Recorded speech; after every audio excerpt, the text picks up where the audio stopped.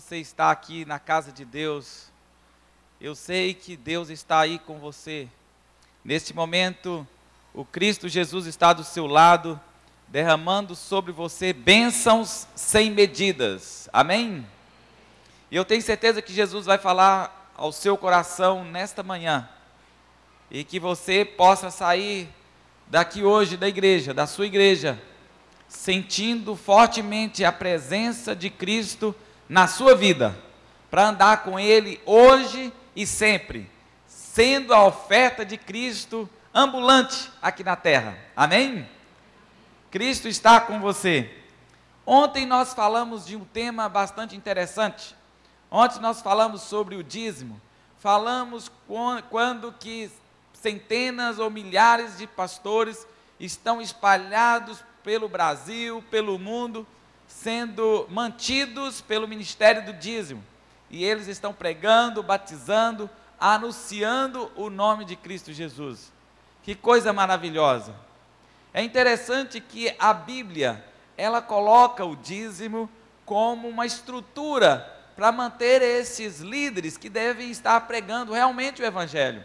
Se você abrir a sua Bíblia no livro de Números, no capítulo 18, versículos 21, ou melhor, versículo 21, diz assim: aos filhos de Levi dei todos os dízimos em Israel por herança, pelo serviço que prestam, serviço da tenda da congregação. Eu já ouvi histórias e mais histórias que relacionam ao membro, a pessoa, com o pastor, ou com relação ao dízimo. E eu lembro de uma história que um pastor conta que ele foi para a comportagem, ele trabalhou fortemente na comportagem, dedicou muito tempo, e quando ele recebeu o seu chamado, ele foi para o ministério já com um carro novo, naquela época um carro bonito. E depois de visitar à tarde, num lugar empoeirado, ele encostou o seu carro na porta da igreja, o pastor todo entusiasmado, alguém escreveu assim no carro dele: meu dízimo. Vocês já viram histórias assim? Alguém que fala assim: é o meu dízimo que paga o pastor. Eu pergunto para vocês, quem é que paga o pastor? Quem que paga o pastor? Quem vocês acham? É você que paga o pastor? Alguém diz assim: é Deus quem paga o pastor? Olha só, se fosse vocês, irmãos, que pagassem o meu salário como pastor, eu ia pedir demissão, sabia? Sabe por quê? Porque se alguém contrata para você prestar um serviço, você tem que justificar aquele serviço, você tem que prestar conta. Tipo assim, se você contrata alguém para poder pintar a parede da sua casa, você deixa a pessoa pintando lá à vontade, coloca a cor que ela quiser, do jeito que ela quiser, você deixa assim? Não, você fala: olha, eu quero que você trabalhe assim, eu quero essa cor, eu quero desse jeito. É assim que funciona, você está contratando o serviço. Aquela pessoa que está fazendo o serviço, ela tem que prestar conta para aquele que o contratou, para que pudesse realizar aquele trabalho. A mesma coisa seria o pastor. Se você paga o pastor com o dinheiro do seu dízimo, se o dízimo é você quem paga, então o pastor tem que prestar conta para você. Aí eu teria que prestar conta para todas as pessoas que são dizimistas. Então eu encontraria com um e falaria assim: ah, você é dizimista? Sou. Olha só, estou trabalhando, hein? Eu levanto cedo, vou preparar sermão, estudo. Ah, você também é dizimista? Olha, eu tenho que dar relatório para você, eu também trabalho. Imaginou como que seria? Você teria que prestar conta para todo mundo que é dizimista. Então ficaria mais tempo prestando conta do que trabalhando. Então é difícil, não é verdade? Mas só que acontece o seguinte: olha o que o texto da Bíblia diz. O texto da Bíblia diz assim, Deus fala assim: aos filhos de Levi dei todos os dízimos. Quem é que deu todos os dízimos para os filhos de Levi? Quem que deu? Foi você? Foi quem que deu? Foi Deus. Deus é quem deu. Então, se é Deus é quem deu, e você devolve o dízimo para quem? Para Deus. E quem que paga o pastor? É Deus. Então, o pastor vai prestar conta para quem? Para você ou para Deus? Para Deus. Então você, quando devolve o dízimo, você está sendo fiel a Deus. E Deus, Ele que mantém o ministério através do dízimo que você devolveu. E então eu trabalho para Deus. E eu tenho que prestar conta para Deus. E eu pergunto, qual que é melhor, prestar conta para homens ou para Deus? Eu não vou prestar conta para homens, eu vou prestar conta para quem? Para Deus, do trabalho que eu fiz, ou não fiz, ou deixei de fazer. Porque esse dinheiro é sagrado, ele pertence a Deus. Mas tem muitas pessoas que acham assim, sei lá, mas a gente tem que cuidar, porque, não sei não, porque o dinheiro do dízimo entra aí, de repente Deus não cuida direito, é melhor ficar de olho. Eu pergunto para você, quem que cuida melhor do seu dinheiro, você ou o seu vizinho? Hein? Claro que é você. Então, quem que cuida melhor do dinheiro de Deus, você ou Deus? Quem que cuida melhor? O Deus, que o dinheiro é dele, ele cuida muito melhor do que você. Alguns já chegaram para mim e falaram assim, pastor, mas não sei não, e na igreja, a igreja adventista, será que não tem um pastor que rouba por aí? O senhor falou que o senhor não pega em dinheiro, o momento que o senhor passa mais próximo do dinheiro é quando passa a salva na igreja, mas será que não tem alguém que por aí, que está mexendo na estrutura, não pega desse dinheiro? Sei lá, eu fico desconfiado. Eu vou dizer uma coisa para você, olha aqui, Jesus tinha a igreja aqui na terra, não tinha? E Jesus tinha quantos discípulos? 12. Nos 12 discípulos tinha quantos traidores? Tinha um. E hoje nós somos 18 milhões de adventistas no mundo. Será que não tem Judas no nosso meio? Sim ou não? Tem, claro que tem. Só que eu não sei quem é Judas. E você também não sabe quem é Judas. E outra coisa, não existe um ministério na igreja chamado caçadores de Judas. Não tem. Então pode acontecer? Pode acontecer. Qualquer lugar pode acontecer. Mas só que Jesus amou Judas até o final. Jesus sabia que Judas estava roubando. Jesus sabia que Judas, ele precisava de repreensão, precisava acima de tudo de ser amado também. E Jesus amou Judas até o final. Mas o fim de Judas foi um fim triste. Eu queria dizer, se alguém mexe no dinheiro de Deus aqui na terra, você pode ter certeza que também não terá um final feliz. Então deixa Deus cuidar do que é dele. Algumas pessoas já vêm com outras argumentações com relação ao uso do dinheiro do dízimo. Um argumento é que diz assim, pastor, olha só, a Bíblia diz que o dízimo pode ser usado também para ajudar os pobres, os necessitados e as viúvas. E usa o texto, que aparentemente é uma contradição, usa o texto lá do livro de Deuteronômio, capítulo 26, versículos 12. Um deles, são 3 textos, mas o principal é esse. Quando acabares de separar todos os dízimos da tua messe, no ano terceiro, que é dos dízimos, então os darás ao levita, ao estrangeiro, aos órfãos e à viúva, para que coma dentro das tuas cidades e fartem. Alguns dizem assim, então pastor, olha aqui, a Bíblia está dizendo que a gente deve pegar o dízimo e ajudar o pobre, a viúva, o órfão, o necessitado e dar para eles comerem. Então, aparentemente nós encontramos na Bíblia uma contradição. O que vocês acham? Porque lá no livro de Números, 18, 21, está dizendo, Deus está falando, aos levitas dei o dízimo, certo? Quem são os levitas? São os pastores hoje, são os líderes que dedicam 24 horas no ministério. Aos levitas dei o dízimo. E lá na frente em Deuteronômio, o mesmo Deus está falando, separa os dízimos em casa e leva para o levita, leva para o órfão, para a viúva, para o estrangeiro e coma onde que eu determinar. O que é que vocês explicam para mim?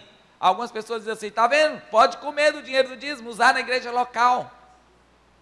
Então a Bíblia está entrando em contradição? Não, a Bíblia não entra em contradição. Os teólogos explicam isso. Os teólogos explicam facilmente. Eles mostram que no Israel antigo haviam 2 dízimos. Um dízimo era para sustentar os levitas, e outro dízimo era 10%, o mesmo valor do dízimo, que era uma oferta, que era conhecido como segundo dízimo, que era usado para as festividades de Israel, e era usado também para sustentar o pobre, a viúva, o estrangeiro e o necessitado, que eu posso explicar melhor sobre isso. Eu sei que você vai perguntar assim, mas que teólogo é esse que tem explicado isso? Mas nós temos no nosso meio o maior teólogo de todos os tempos. Quem é o maior teólogo de todos os tempos da Igreja Adventista? O Espírito Santo, que inspirou a mulher chamada Ellen G. White, e ela deixa esse texto no livro Patriarcas e Profetas, na página 536, eu vou pedir para colocar lá essa tela para você, no livro Patriarcas e Profetas, na página 536, Ellen G. White, ela dá a declaração, ela mostra, então, essa prática do segundo dízimo nos dias de Israel. Ela diz assim: exigia-se um segundo dízimo de todo o quê? Lucro. Com relação ao primeiro dízimo, declarou o Senhor: aos filhos de Levi tenho dado os dízimos de Israel. Então, obrigado. Então, o que Ellen G. White está dizendo é que, além do dízimo dos levitas, havia também o que? Um segundo dízimo. E se você continuar lendo esses textos de Ellen G. White, ela vem explicando tudo como que era feito, era praticado esse segundo dízimo no passado. O que é interessante é que esse segundo dízimo mantinha uma estrutura evangelística que Deus colocou aqui na terra. Como seria? Ela funcionava mais ou menos assim: a família trabalhava na lavoura, criando o seu gado, plantando as suas uvas, colhendo as suas azeitonas, fazendo um azeite de oliva, e quando chegava então a época da colheita, eles deveriam tirar o dízimo do levita. Imediatamente esse dízimo deveria ser levado ao templo. Poderia ser o dízimo da uva, assim que colhe, era levado ao templo. Da azeitona, da mesma forma, colheu, deveria levar ao templo. Assim, em todas a plantação do trigo, do centeio, do milho, tudo deveria, no momento da colheita, separar o dízimo do Senhor e levar ao templo. Agora, o segundo dízimo era diferente. Se você estudar aí todo o contexto bíblico, você vai ver que era diferente. O segundo dízimo deveria, no momento da colheita, eles deveriam separar e guardar em casa. Mas pastor, e a uva? A uva perde. E Deus disse assim para eles: então você pode trocar por outro produto não perecível e guardar em casa. E o que eu vou fazer se perder também, trocar em trigo e perder com o tempo? Deus falou assim: pode trocar em dinheiro e guardar em casa. Mas era para guardar em casa para eles usarem do jeito que eles quisessem? Não. Aí Deus diz o seguinte: vocês vão guardar em casa, segurar essa oferta para as festas. São festas que tem a festa da Páscoa, a festa do tabernáculo, as festas das tendas. Então, no dia da festa, vocês vão levar essa oferta lá. E era isso que acontecia. Então, essa oferta era levada para esse dia. Então, a pergunta era: o que era feito com esse dinheiro, com esse recurso? Aí Deus dizia o seguinte: agora, no dia da festa, vocês compram tudo que vocês gostam de comer. Todas as coisas que você gosta de comer, que a família gosta, você compra e leva lá para o lugar onde vai ser a festa.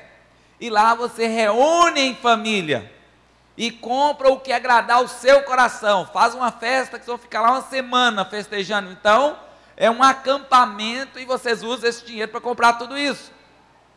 E lá você vai reunir toda a sua família e participar dessa festa comendo dessa oferta que separou, que era o segundo dízimo. Aí Deus acrescenta ainda dizendo o seguinte: só que vocês não vão comer sozinhos. Olha o propósito desse recurso. Vocês não vão comer sozinhos. Nessa festa, você deve levar todos os pobres e as viúvas e os órfãos que você conhece, que moram perto da sua casa, porque ninguém pode ficar desamparado. E lá na festa, o órfão, a viúva, comiam do alimento, e ainda quando terminava a festa, as famílias distribuíam para essas pessoas necessitadas o que sobrava. E Deus diz assim, mas ainda tem um detalhe, não é só para a sua família, só para os órfãos e as viúvas e os pobres da sua região. Você vai pegar também e vai convidar os estrangeiros, que são pessoas que vêm de fora para poder assistir às festas de Israel. Elas vão chegar, estão desamparadas, não tem onde comer, não tem onde dormir. Vocês vão levar para o lugar onde está a sua tenda, onde você está comendo com a família, com os pobres. Você leva também os estrangeiros para comer lá. E aí os estrangeiros iam e era acolhido por essa família. E Deus ainda continuou dizendo, só que não é só para você, só para sua família, só para os órfãos e as viúvas estrangeiros, não. Você leva também o levita, pega um levita e leva para a sua família, e ele vai ficar com você lá esses dias. Então essa era uma estrutura evangelística que Deus tinha, para poder levar o evangelho para todo mundo. Então essa oferta servia para evangelizar. Porque quando estava reunido a família, estavam reunidos os necessitados, os estrangeiros, o levita, que era o pastor, pregava para essas pessoas. Essas pessoas eram confortadas, a família era confortada, e os estrangeiros se tornavam judeus, porque eles eram acolhidos, e eles voltavam para casa, e no próximo ano trazia mais convidados de outros países para participar das festas. Então esse era o método evangelístico de Deus. A pergunta é, esse método mudou? Não, continua hoje. Deus fala assim, reúne a família, junta a oferta. A família é onde? A igreja. É aqui que está a sua família sentados nos bancos. Vocês, marido, mulher, filhos, a família está reunida aqui na festa. A igreja de Deus é a grande família. Todos nós estamos reunidos aqui em família. Mesmo que você não tenha um parente aqui, mas você está reunido em família. E qual é a maior obra dessa família que está reunida aqui hoje, que está reunida agora, o que vocês estão me assistindo? A nossa maior obra é ajudar os pobres e necessitados, porque nós não devemos pregar o evangelho para as pessoas enquanto elas estão de estômago vazio. Nós não devemos pregar o evangelho para as pessoas sem antes suprir as suas necessidades. Era assim que Jesus fazia, e assim a igreja deve fazer.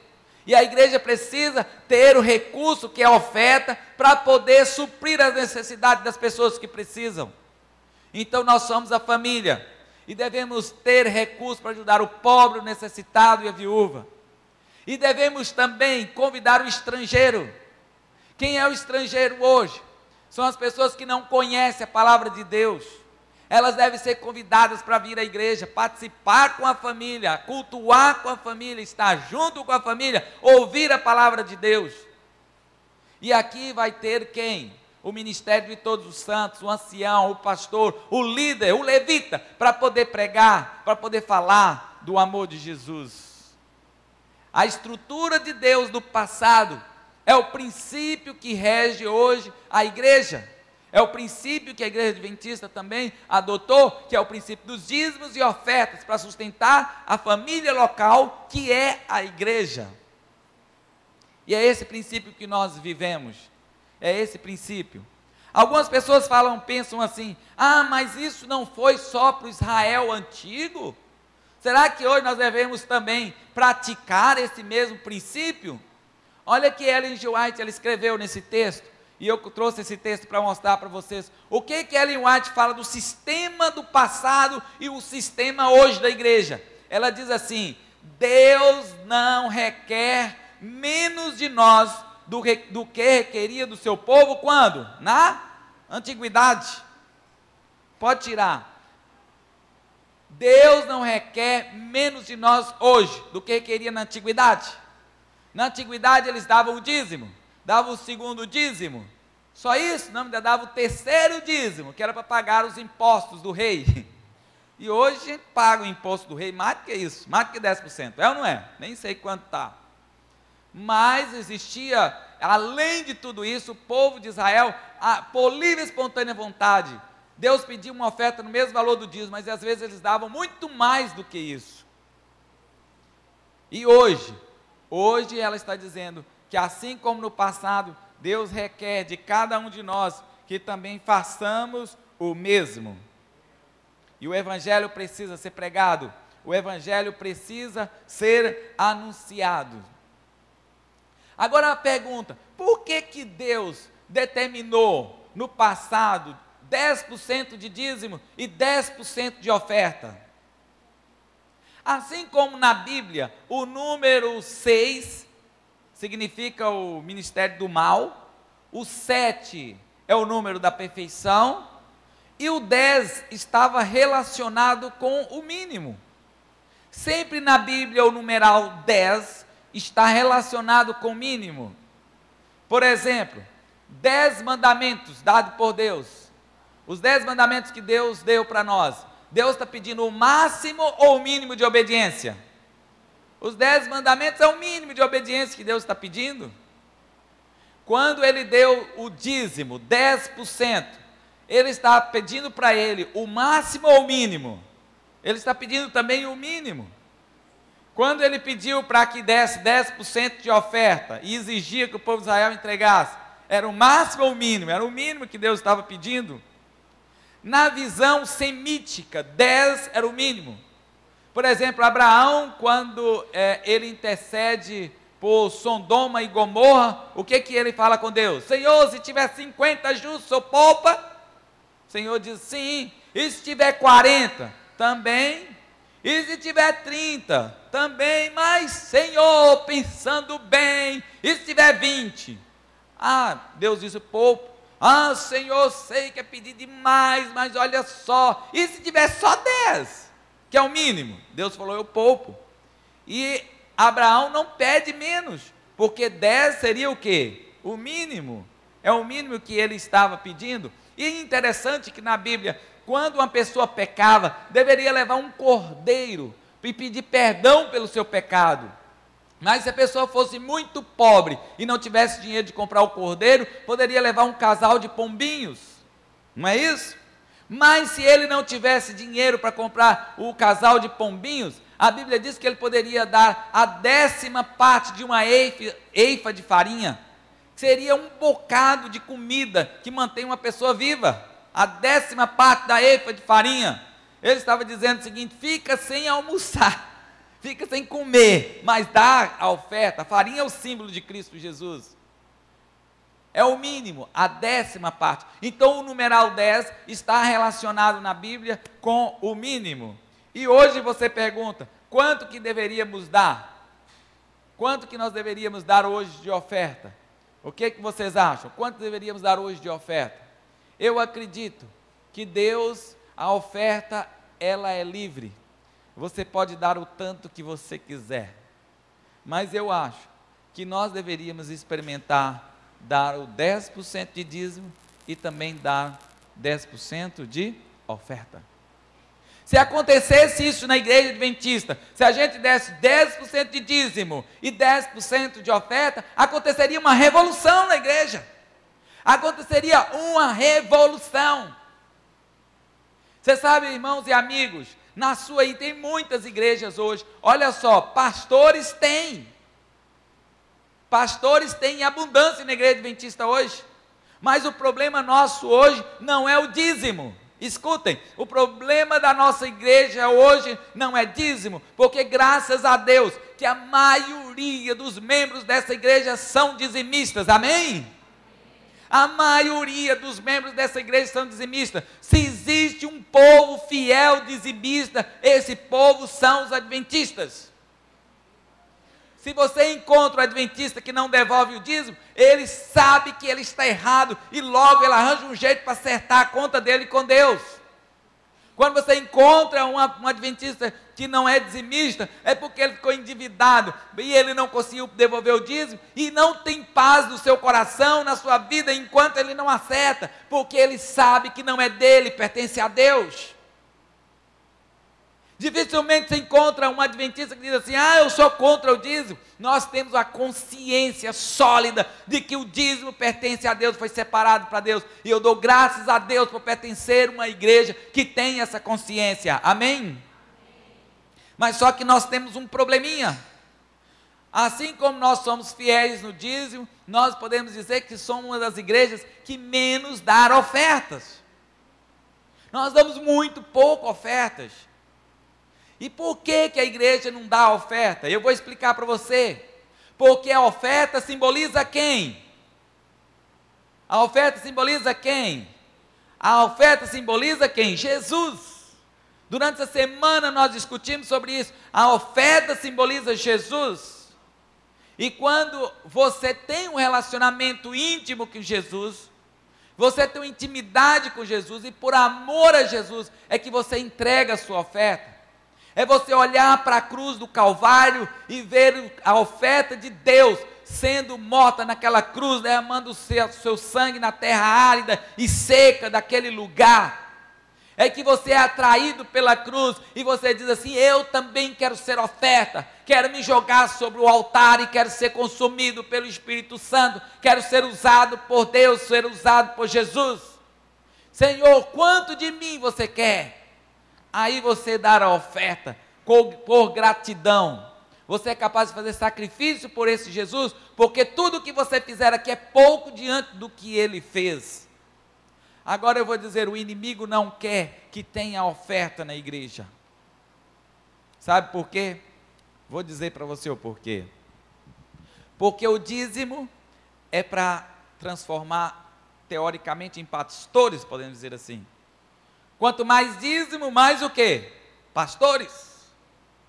Ok, tudo bem. O inimigo diz assim: eu não consigo segurar os adventistas, porque não justifica o adventista, guarda o sábado e não devolve o dízimo. Não adianta eu querer tentá-lo, porque ele vai fazer qualquer coisa e vai devolver o dízimo. Isso aí é certo. Mas eu vou fazer o seguinte: eles vão devolver o dízimo, e vai encher de pastor. E está cheio de pastores de seminários novos, que saem com todo entusiasmo, que vontade de pregar, vontade de fazer as coisas. Aí vai para o campo, chega na igreja local, aí o pastor: vamos fazer isso, vamos fazer aquilo. Mas quando chega na hora, o tesoureiro diz: quem é o tesoureiro aí? Não pode falar, né? Quem é o tesoureiro? Aí o tesoureiro fala assim: é, pastor, é bonito seu plano, mas não tem o quê? Dinheiro.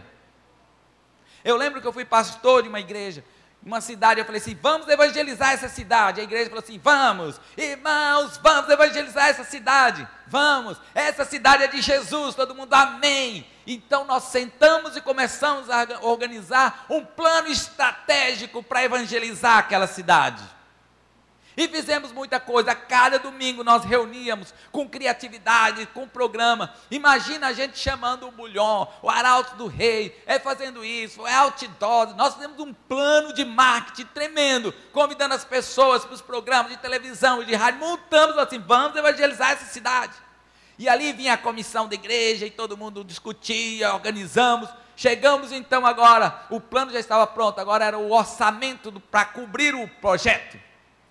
E quando chegou o momento de cobrir o projeto, aí o tesoureiro era um homem assim meio tímido, tranquilo, e eu disse para ele assim: irmão, quanto que a gente já tem para começar a trabalhar? Aí ele olhou para mim e falou assim: pastor, não tem nada não. Mas falaram para mim que essa igreja tem dinheiro. Eu cheguei com todo entusiasmo. Ele falou assim: pastor, teve uma época que tinha, mas agora não tem não. Eu falei assim: irmão, mas olha só, o senhor está vendo a gente desde o início fazendo um plano extraordinário, e o senhor fala que não tem dinheiro? Ele falou assim: é porque eu fiquei com dó de parar o projeto, mas não tem dinheiro não.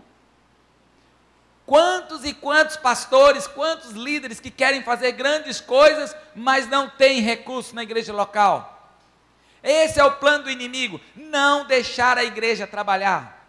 Porque se tem pouco recurso na igreja local, não tem evangelismo. Eu pergunto para vocês: onde que as pessoas decidem ao batismo? Onde que as pessoas são evangelizadas? É aqui. Então aqui falta dinheiro. Ele quer que falta dinheiro para os desbravadores. Ele quer que não tenha barraca para os desbravadores. Ele quer ver os desbravadores vendendo flanelinha. Ele quer ver os bravadores sofrendo, ele não quer recurso na mão desses líderes que cuidam do clube do bravador, porque esses líderes estão cuidando do futuro da igreja. Então ele vai deixar para faltar dinheiro no caixa para o departamento dos bravadores. Também não vai ter dinheiro para a ADA para comprar alimento, porque quando você está alimentando os famintos, essas pessoas são atraídas no reino de Deus. Então ele diz assim, não pode ter oferta na igreja local, senão eles vão transformar em alimento e vai influenciar pessoas. Ah, não vou deixar o povo dar oferta. Se eu deixar o povo dar oferta, sabe o que vai acontecer? O ministério da mulher vai funcionar muito bem, vai ter programas lindos na igreja. Sabe o que vai acontecer também? Se tiver dinheiro de oferta na igreja, vai ter evangelismo. Sabe aquele evangelista que sabe, que gosta de fazer evangelismo? Se tem dinheiro, vai começar a montar tenda, vai começar a fazer um monte de coisa e ele vai evangelizar a cidade. Eu não posso deixar de ter oferta na igreja. Dízimo, tudo bem. Eu vou ter um pastor dirigindo uma carreta com o motor de um Fusca. Não vai a lugar nenhum. Ele diz assim, eu vou deixar encher de pastor, mas eu não vou deixar a igreja local trabalhar.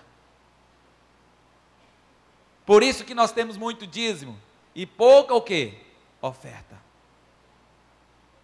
Sabe, meus queridos irmãos, mas se nós praticarmos o que o povo de Israel praticou no passado, se formos fiéis em dar um dízimo e dar uma oferta no mesmo valor do dízimo, acontecerá uma revolução na igreja local. Ah, você vai fazer isso porque é obrigado? Não, é por livre e espontânea vontade, por amor a Jesus. Você não quer que aconteça uma revolução na nossa igreja, na pregação do evangelho?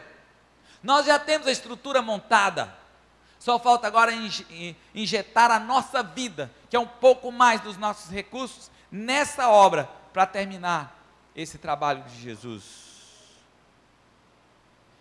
Eu estou falando isso não de algo, de uma teoria, mas de algo que eu experimentei na minha vida e no meu ministério. Eu era pastor em Muriaé, quando então a gente havia ganhado um lote do Dr. Milton Afonso para construir uma igreja. Então reunimos para construir a igreja. E quando chegou esse dia dessa reunião, nós começamos a discutir quais seriam os planos financeiros para a construção daquela igreja. E o irmão diz assim, pastor, olha só, não tem recurso na igreja, a gente tem que inventar um plano para construir essa igreja. Eu perguntei, qual o plano? O irmão diz assim, pastor, olha só, a gente poderia fazer todo sábado uma hora social, e vender pizza, guaraná e pipoca para os membros. O povo da igreja adventista não aguenta ver pipoca com pizza, eles vão comprar tudo. Falei assim, não, irmãos, construir igreja com hora social, isso é errado. Aí houve um silêncio naquela comissão de construção. Aí uma irmã deu uma ideia, pastor, olha só, eu trabalho na feira, e a gente pode arranjar roupa usada lá em São Paulo, trazer para cá e vender na feira, e começar o dinheiro para a construção. Eu falei, não, irmão, a Bíblia não fala, vendei a roupa usada e constrói a igreja. Eu não concordo, não é bíblico isso. Aí todo mundo ficou quieto. Aí o irmão falou assim, pastor, eu tenho uma ideia, e essa funciona. Eu falei assim, qual?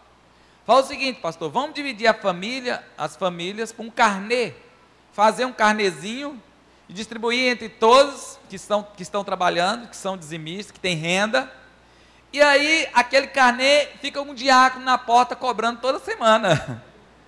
E se o membro não pagar, a gente coloca uma taxa de multa, aí eles pagam. Eu falei assim, não, irmãos, olha agora, imagina que absurdo, a gente na porta, eu entro na igreja e falo assim, está aqui seu carnê. Deus não falou assim, façai um carnê, construa uma igreja, eu não conheço. Aí os irmãos ficaram assim, cabisbaixo. Aí um irmão olhou para mim de lado, pastor, se o senhor barreirou todos os planos, qual é o plano do senhor para construir a igreja? Aí eu olhei para ele e disse assim, irmão, o plano que eu conheço é a oferta.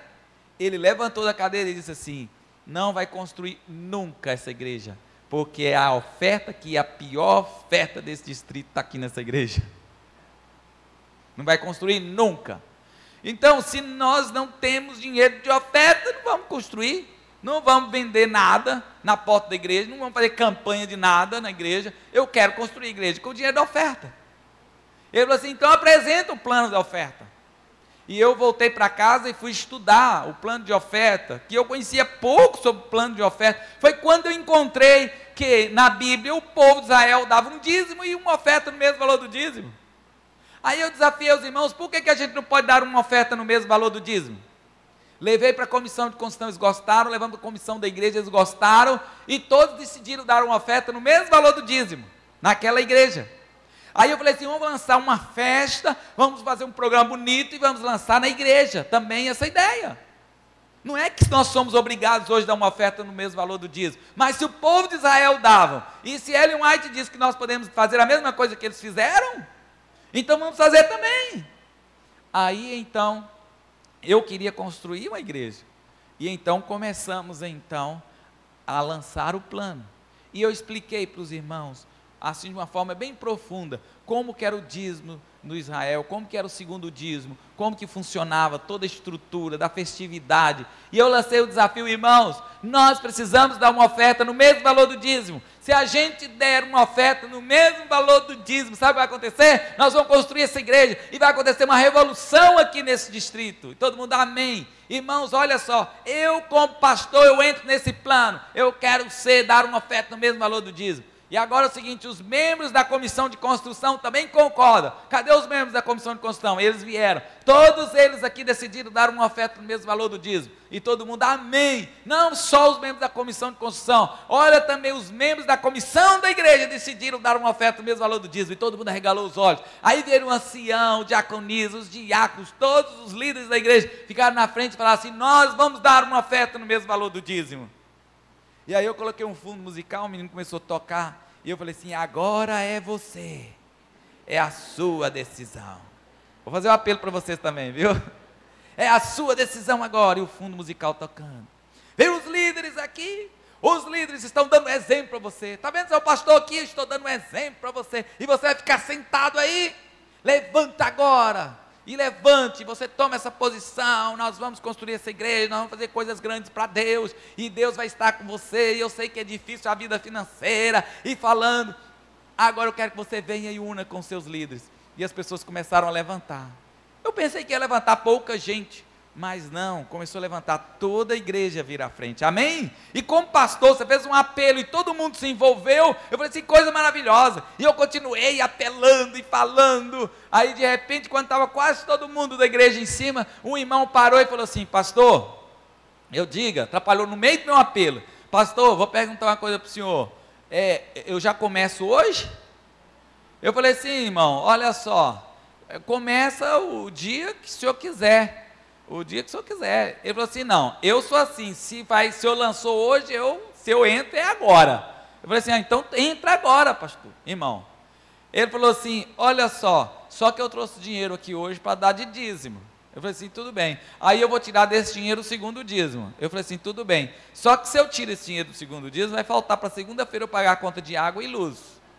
O que o senhor acha, eu entro ou não entro? Ele falou assim, irmão, aí é o senhor que decide. Ele falou assim, mas você não está falando aí em nome de Deus? Eu falei assim, então. Eu falei assim, então dá o dízimo, segundo dízimo e vem. Acredito que Deus está no controle da tua vida. Ele falou assim, mas segunda-feira se eu não pagar conta de água e luz, na quarta eu vou falar que não deu. Aí o irmão veio aqui na frente, levantou e falei assim, quase estragando o apelo, né? Ele veio à frente e tal, tudo bem, terminamos. Aí quando chegou a quarta-feira eu fui na igreja. Porque o irmão ia contar um testemunho lá, e eu não sabia o que ele ia falar. Quando chegou na quarta, eu sentia assim, uma vontade humana, na segunda-feira, de pegar a conta de água e luz dele e pagar. Para ele não ir lá quarta-feira e falar, você entendeu? Aí chegou na quarta-feira assim, vou lá na igreja, porque está tudo muito bonito, aquele irmão vai chegar lá agora e falar aqui. Aí chegou na hora de pregar, entrei na plataforma, preguei, todo mundo contou ali a hora dos pedidos de oração do culto de quarta-feira, todo mundo jogando farpa para o irmão, na hora dos pedidos, falar assim, eu entrei naquele plano que a gente acredita, como foi no passado, será hoje, agora tem gente que não acredita, tem gente que duvida, aí os irmãos começaram a jogar farpinha para o irmão lá, né? Aí terminou então o sermão, ainda bem que orei, o irmão não atrapalhou em nada. Eu falei assim, não aconteceu nada. Quando a gente estava saindo, ele falou assim, irmãos, eu quero falar aqui, quero dar meu testemunho. Eu falei assim, nossa, de novo. Aí ele diz assim, irmãos, olha só, eu queria hoje estar aqui na quarta-feira desmascarando o pastor, porque inventou um plano aí de segundo dízimo que nem eu entendi. Eu só sei que era para tirar dinheiro da gente. Eu vou dizer, eu preferia falar assim, dá o dinheiro para a construção da igreja, porque eu não entendi muito bem, era um irmão muito simples. E ele falou assim, olha, você sabe que eu sou catador de papel, e minha renda é baixa, catar papel e vender papel. E agora na segunda-feira, eu falei assim, e agora eu quero ver como que eu vou pagar a conta de água e luz. Eu vou chegar quarta-feira e falar, pastor, está aqui, pastor, a conta de água e luz, e agora?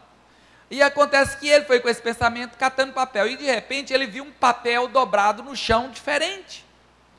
E ele pegou aquele papel, ele disse que nunca pegou papel pequeno, ele pega papel grande, geladeira, de fogão, essas coisas assim, mas viu aquele papel, ele falou assim, sentiu tão atraído para aquele papel, e ele pegou aquele papel, abriu aquele papel, ele estava bem dobrado, dobrou, desdobrado, viu com um papelão grande, e no meio tinha um envelope, e dentro tinha o mesmo valor do dinheiro que ele havia dado na igreja. Amém? Aí ele foi e pagou a conta de água e luz. E ele falou assim, olha, não sei, não entendi esse plano, mas só sei dizer uma coisa, que é de Deus. E ele mandou o dinheiro para eu pagar. E assim aconteceu uma revolução, muitos testemunhos naquela igreja. E por outros lugares onde a gente passou, por outros lugares que as igrejas têm vivido, de dar uma oferta do mesmo valor do dízimo, tem vivido uma revolução. Tem uma cidade do sul de Minas, uma cidadezinha pequenininha, menor que Grão-Mogol, para vocês acreditarem, menor que Grão-Mogol. E eles lá, chama Ibitiúra de Minas, procura isso na internet, Ibitiúra de Minas, uma cidadezinha, uma igreja pequena, rural, resolveu construir uma igreja de valendo milhões na cidade, a maior igreja da cidade, a maior construção da cidade. Aqueles irmãos da zona rural decidiram construir uma igreja, uma mega igreja, que eles queriam que todos os habitantes da cidade tivessem ali. Construíram uma mega igreja. E todo mundo fica assim babaqueado com a construção. E o detalhe é que os irmãos são pessoas simples da zona rural, que plantam lavouras. E eles começaram essa mega construção. E eles lançaram esse plano, vamos dar uma oferta no mesmo valor do dízimo. E eles começaram. E sabe o que aconteceu, irmãos? Uma revolução na vida financeira deles. Eles perceberam que quanto mais eles davam para Deus, mais eles tinham. É o canal de Deus, quanto mais eu dou, mais eu recebo, não para eu ter, mas para poder dar mais. Senhor, só tem que dar muito para a gente, porque essa construção é muito cara. Então Deus derramava sobre eles as bênçãos, eles administravam a bênção e eles passavam a bênção. E quanto mais eles investiam na obra de Deus, mais Deus dava para eles, mais Deus enriquecia-os, para que eles pudessem dar mais. E eles terminaram a construção, uma mega construção de igreja. Uma das igrejas mais bonitas do sul de Minas, a igreja adventista, uma das maiores, no lugar que existe, a igreja é para 1.000 membros e a cidade tem 2.500 habitantes. Um projeto de fé, porque eles fizeram esse plano com Deus. Veja que quando você faz um plano com Deus como esse, Deus faz revolução na sua vida financeira, como fez com eles. Olha só, Deus opera de forma extraordinária quando você usa o sistema do que Deus usava no passado hoje. Por exemplo, na minha igreja, na igreja lá da minha cidade, onde eu frequento. Antes de eu frequentar a igreja, eles construíram essa igreja. Na época que eu estava trabalhando, e esse plano foi colocado lá. Eles colocaram assim, oferta de sacrifício. Cada um dando 10% de dízimo e 10% de oferta. E eles fizeram esse plano. Sabe o que aconteceu? Eles construíram uma linda igreja.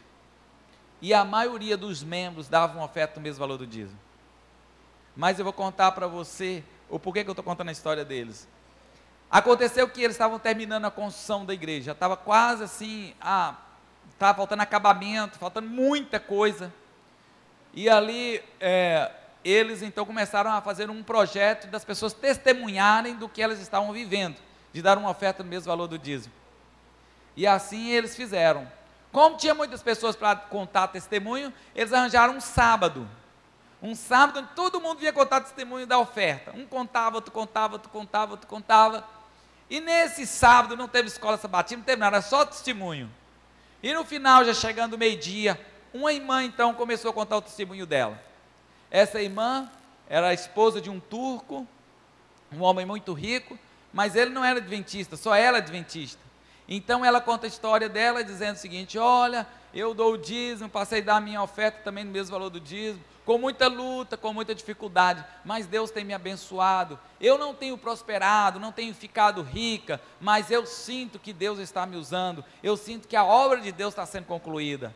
Aí todo mundo, amém. Quando ela estava continuando a falar, de repente a mulher começou a gaguejar e tremer lá na frente, todo mundo olhou para um lado, olhou para o outro, sabe quem era?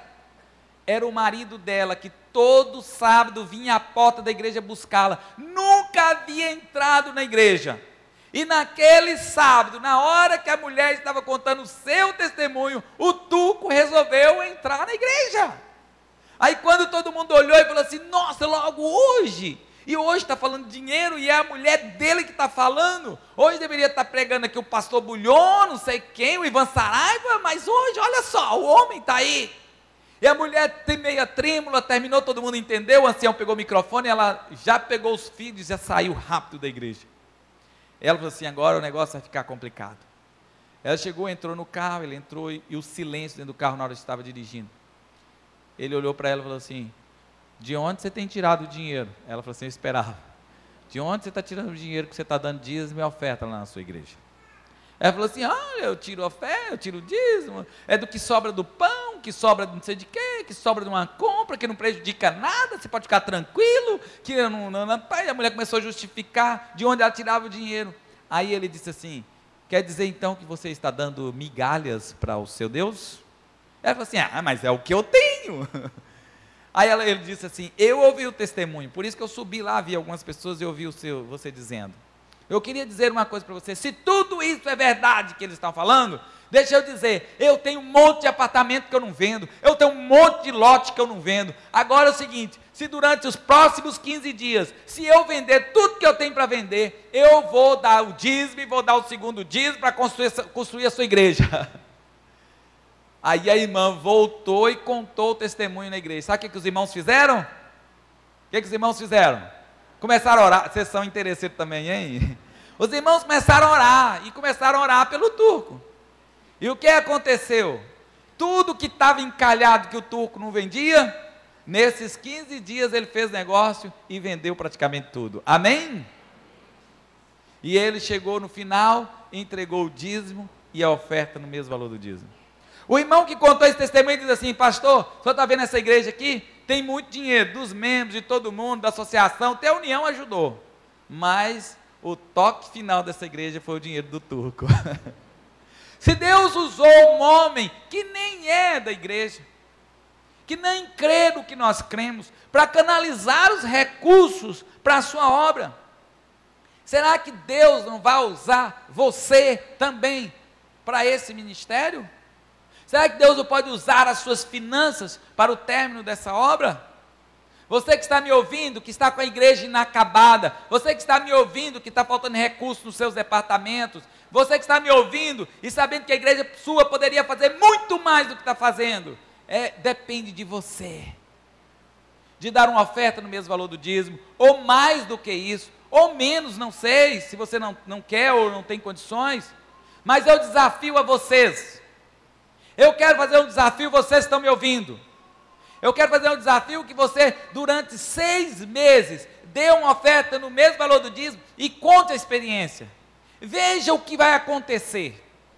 6 meses. Se você ficar endividado, você não precisa mais dar uma oferta no mesmo valor do dízimo. Você está livre. Faz um plano com Deus. Senhor, eu vou experimentar, igual o povo de Israel no passado, eu vou experimentar. Eu desafio você a fazer a mesma coisa.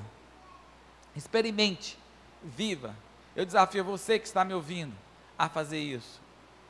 Quando eu estava entrando aqui, no primeiro dia, veio um irmão que estava vindo no auditório. Ele diz assim, pastor, conta de novo a sua experiência. E eu prometi para ele que eu contaria se tivesse tempo. E eu quero terminar, ainda tem tempo. Eu vou contar a minha experiência. Eu acho que muitos já conhecem, eu não sei. Mas ele diz assim, pastor, uma música é cantada 10 vezes. Será que o senhor não poderia contar a sua experiência pela segunda vez? Eu falei assim, eu vou tentar, e vou no último dia, se der tempo eu vou contar. Como a gente tem um pouquinho de tempo, eu vou contar. Quando eu lancei esse projeto para a igreja, de dar uma oferta, mesmo valor do dízimo, eu também entrei. Porque não justifica eu, como pastor, ensinar e não viver, concordam? Então eu também entrei, além do dízimo, eu dou uma oferta do mesmo valor do dízimo. Só que naquela época, a minha esposa estava estudando, naquela época ela fazia psicologia e pagava uma faculdade particular, e ficava caro. E aí eu tinha as despesas do distrito, o trabalho, gasolina e tudo, feira, papapá e etc, e pagava a faculdade caro. Então sobrava pouco. E mesmo assim eu entrei no plano de dar uma oferta do mesmo valor do dízimo. Tudo bem. Chegou um mês, nós fomos então para o supermercado. Eu ia no supermercado fazer a feira com a compra com a minha esposa e depois eu ia deixar na faculdade e ia pregar numa igreja que ficava ali a uns 40 quilômetros mais ou menos de lá. Aí então nós fizemos isso. Quando eu cheguei no supermercado, a minha esposa falou assim: pega 2 carrinhos, porque está faltando pouca coisa, tem pouca coisa em casa. Aí eu falei assim: é melhor não pegar, porque não tem dinheiro para comprar coisa e colocar em 2 carrinhos. Aí ela perguntou: quanto tem? Eu falei assim: tem tanto. Ela falou assim: nossa. Mas ela não falou nada, não reclamou, mas eu senti que assim ela ficou triste, porque tinha que comprar muita coisa. E assim ela comprou o que deu, colocamos no carrinho e voltamos, e coloquei no carro e fui levá-la na faculdade. Naquela época eu tinha uma Saveiro diesel, não sei se vocês conhecem, uma Saveiro diesel 83, a diesel, não sei se alguém já viu esse tipo de carro. Era uma Saveiro 83, que os irmãos da igreja chamavam ela de Ranger, porque ela andava rangendo para tudo que é lado. Aí eu fui com a minha Ranger, deixei minha esposa na faculdade, e eu fui em alta velocidade para a cidade onde eu ia pregar. A Ranger não passava de 80. O dia que eu fui colocar mais de 80 nessa Ranger, o tanque de combustível caiu e ficou para trás. Literalmente. E eu fui pregar numa igreja. Chegando lá na igreja, no caminho, melhor dizendo, eu estava indo para a igreja. Eu fui pensando assim: será que Deus agrada desse sacrifício que eu estou fazendo? Porque eu já dou tudo para Deus. Eu dei minha vida para Deus. Eu dei minha casa para Deus. Eu dei minha Ranger para Deus. A minha casa lá tem clubes bravador, tem encontro de jovens, tem pequeno grupo. Minha casa eu uso para Deus, tudo é para Deus. Será que Deus quer que eu dê uma oferta no mesmo valor do dízimo, para tirar da minha boca, do meu alimento, que eu estou comendo, do meu queijinho, do meu não sei o quê? Será que Deus quer isso de mim? E eu pensei: Deus não quer isso, Deus não quer esse sacrifício de um pastor. Eu vou fazer o seguinte: Senhor, eu acho que eu não vou dar mais 10%, eu acho que eu vou diminuir, não sei se é para 5%, se é para 3%, eu vou calcular direitinho, eu vou ver, mas não dá para continuar com 10%, é muito difícil. Senhor, está faltando comida. A minha esposa não reclamou, mas eu vi, como marido, eu vi que faltou comida, não tem, vai ter comida. E eu fui pensando nisso, encostei minha Ranger na porta da igreja. E quando encostei o meu carro na porta da igreja, veio uma irmã correndo falando assim: pastor, olha assim, eu trouxe umas frutas para o senhor, laranja, o senhor quer? Eu falei assim: ô irmã, estou precisando muito de vitamina C. Aí eu pensei que ela ia trazer uma sacolinha, aí eu fui no gol da irmã, era um saco de laranja, a gente juntou lá saco de laranja com algumas tangerinas, e veio aquele, joguei na Ranger. Falei assim: obrigado, irmã, é muita vitamina aqui, está ótimo. Quando eu estava para entrar, veio o irmão Enio. Naquele irmão trabalhava num produto de laticínio, e lá ele estava fazendo alguns queijos de exportação, sei lá o que, e houve uma superprodução, e os funcionários receberam uma cesta com todo tipo de queijo. E aí ele falou assim: pastor, olha só, eu tenho muita coisa para te dar, mas estou até com vergonha. Eu falei assim: irmão, fica sem vergonha. Aí ele trouxe para mim, olha o que ele trouxe: queijos temperados, diversos sabores, que eu comi naquela época e nunca mais comi tanto sabor de queijo diferente. Ele veio trazendo, olha que eu sou mineiro, e veio trazer aquele monte de queijo, de iogurte, de leite, produtos, encheu a minha Ranger de produto lá de cima. Eu falei assim: irmão, o que eu vou fazer com tudo isso? Eu gosto de queijo, mas não é tanto assim também. Ele falou assim: pastor, o senhor come, dá, vende, faz o que o senhor quiser, eu estou dando tudo para o senhor. Obrigado. Aí quando eu ia entrar na igreja, veio a outra irmã e falou assim: pastor, está até com vergonha também. Eu falei assim: nossa, vocês têm que fazer um curso sem vergonha aqui, viu? Desenvergonhar vocês. Pastor, é o seguinte, olha só, como eu mexo com lavoura, que vende para o Ceasa e tal, então eu estou refazendo toda a minha lavoura. E aí eu sabia que o senhor estava vindo hoje, eu juntei um pouco de tudo para o senhor. O senhor quer? Eu falei assim: irmã, aceito, estou precisando. Aí a irmã veio trazendo, eu pensei que era um pouquinho de coisa, não, era caixa, vem trazendo beterraba, era cenoura, era couve, um monte de coisa vem trazendo, e coloquei tudo em cima da minha ranger, e no final do sermão, o irmão ainda me deu uma dúzia de ovos caipira, aí levei aquilo tudo para casa. Agora eu estava envergonhado com Deus. No início eu falava assim, Senhor, está faltando comida, agora eu estou levando esse carro cheio. Aí eu cheguei em casa, coloquei primeiro e fui buscar minha esposa na faculdade. Do lado estava a compra do Betas e depois do outro lado a feira do Ceasa. E aí fui buscar minha esposa. Quando nós chegamos na faculdade, eu falei assim, vamos entrar pelo fundo. Ela entrou pelo fundo, quando chegou na cozinha, estava aquele monte de coisa no chão da cozinha, eu coloquei de propósito. E ela perguntou, nossa, mas o que aconteceu? Eu falei assim, você quer saber o que aconteceu? Eu quero. Foi Deus que mandou. Deus? Mas como que Deus mandou? Eu fui conversando com Deus na estrada, dizendo assim, Senhor, não está dando. Eu estou dando uma oferta no mesmo valor do dízimo, e está faltando comida. E agora? Eu estou querendo baixar a minha oferta, para 5%, para 3%, não sei, mas 10% não dá para ficar descontando. Aí ela, E aí o que Deus respondeu? Olha só, aí está a resposta de Deus. Sabe o que Deus respondeu para mim, irmãos? Deus respondeu para mim assim, filho, eu não preciso do seu dinheiro, eu preciso do seu exemplo, amém? Eu não preciso do seu dinheiro, eu preciso do seu exemplo, para você ensinar as pessoas a fazer o mesmo. O seu exemplo vale mais do que dinheiro. O que você está reclamando? Você está querendo comida? Toma. Você gosta de queijo? Então toma, menino, queijo à vontade para você. Eu cuido de você. Se você decide ser a oferta de Deus, eu cuido de você, amém? Se você gosta de queijo, eu vou te encher de queijo, mas eu cuido, não fica reclamando não. Você está no meu ministério, você está sendo fiel para mostrar aos outros, e quando você lança o seu alforje e vai pregar, não preocupa, eu vou te dar comida, eu vou te dar roupa. Se você decide ser um canal, eu vou manter o canal suprido, eu vou te dar roupa e vou te dar comida, não preocupa. Foi isso que Deus respondeu para mim. O que eu quero dizer para você é o seguinte, se você hoje já tem um pacto de 10%, continue sendo fiel. Se você quer aumentar esse pacto, aumenta, porque Deus vai cuidar de você. Se você não tem pacto nenhum, porque você não devolve o dízimo, meu amigo, corre, no mínimo, paga o dízimo.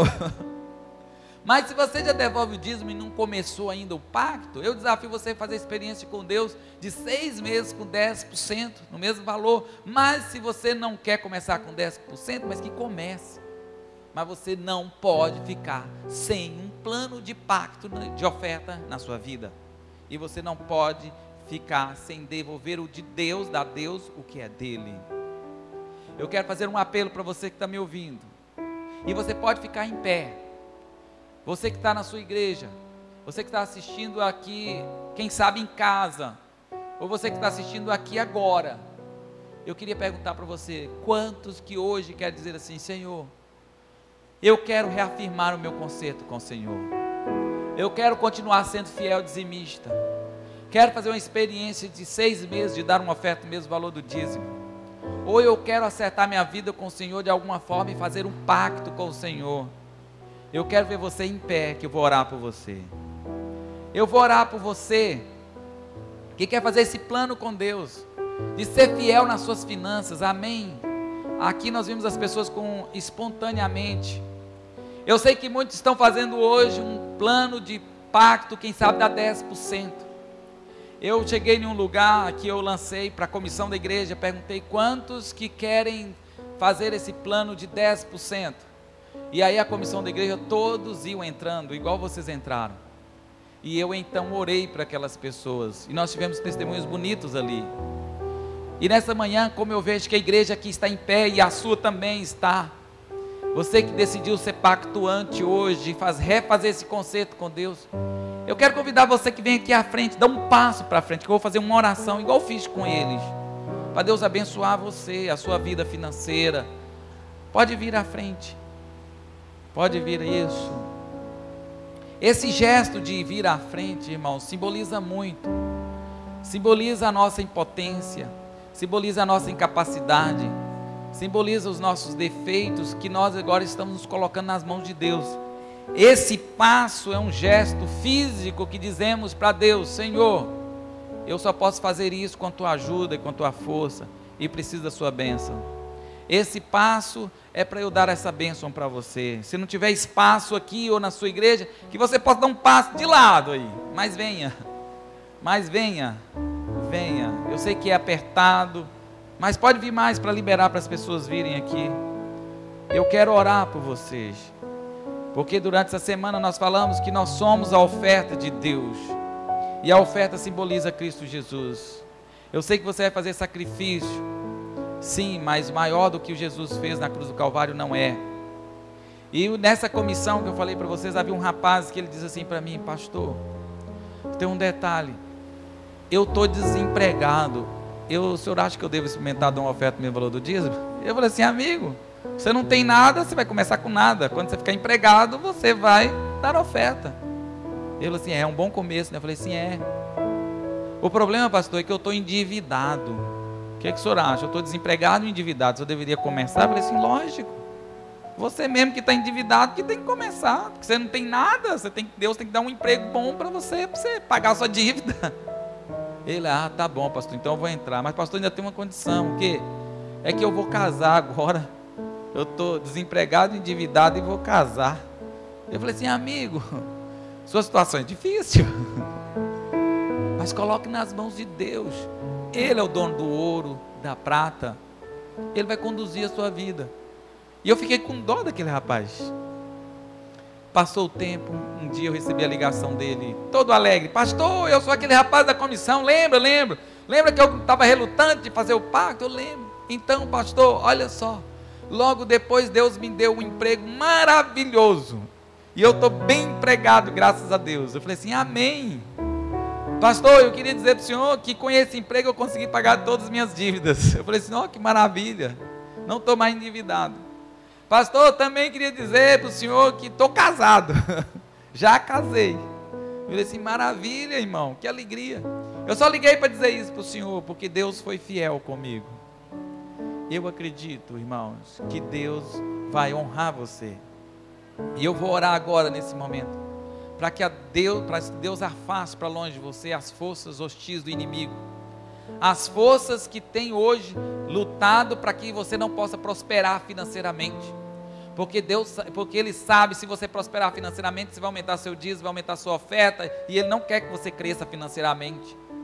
Se você tem um dom de ganhar dinheiro, ganhe mais, cada vez mais, não para você, mas para Deus. Eu vou orar para que Deus possa abençoar sua saúde, possa abençoar sua família, possa abençoar para que você possa saber economizar as coisas em casa. Deus possa fazer render as coisas em casa, para sobrar recursos para colocar na obra de Deus. Amém? Vamos orar. Grandioso Deus, aqui nesse momento tem um grupo de forma tão espontânea, vieram aqui para fazer essa experiência com o Senhor de ser um pactuante. Muitos vão devolver uma oferta no mesmo valor do dízimo, outros querem aumentar, outros querem acertar a sua vida financeira com o Senhor, sendo fiel no dízimo. Outros querem até começar com menos, mas Senhor, o Senhor visite cada coração neste momento, e que o Senhor possa operar na vida deles, que o Senhor possa abençoar o emprego de cada um deles, que estão nas suas igrejas agora em pé, Senhor, que o Senhor possa abençoar o emprego deles, para que ele possa crescer aonde está, frutificar onde está, para que ele possa ter mais recursos para poder canalizar para o teu reino. Alguém desempregado, ó Pai, no nosso meio, o Senhor possa dar a ele um emprego bom, Senhor, um trabalho bom, uma forma dele ter uma renda boa, para que ele possa também canalizar os recursos para a tua obra. Se tem pessoas doentes, ó Pai, gastando muito dinheiro com remédios, que o Senhor possa curar essas pessoas, ó Pai, para que elas possam também ter mais recursos para colocar na tua obra. Pai, abençoa a geladeira de cada lugar, abençoa a despensa de cada casa, para que venha tudo possa ser multiplicado, possa render, que as coisas não venham estragar, ó Pai, para que essas possam ter mais um pouco de recursos, para poder também eles colocar na pregação do Evangelho. Ó Senhor Jesus, nós estamos aqui entregando os nossos bens, mas nós sabemos que se o Senhor agradasse de ofertas, de sacrifício, cada vez mais nós daríamos ao Senhor, mas nós sabemos que o que agrada mais o Senhor é um coração quebrantado. Por isso nós estamos trazendo agora o nosso coração como oferta ao Senhor. Nós nesse momento nos lançamos sobre o seu altar e queremos dizer: Senhor, a oferta sou eu. Nos abençoe agora de volta para casa, é o que pedimos em nome de Jesus. Amém, Senhor.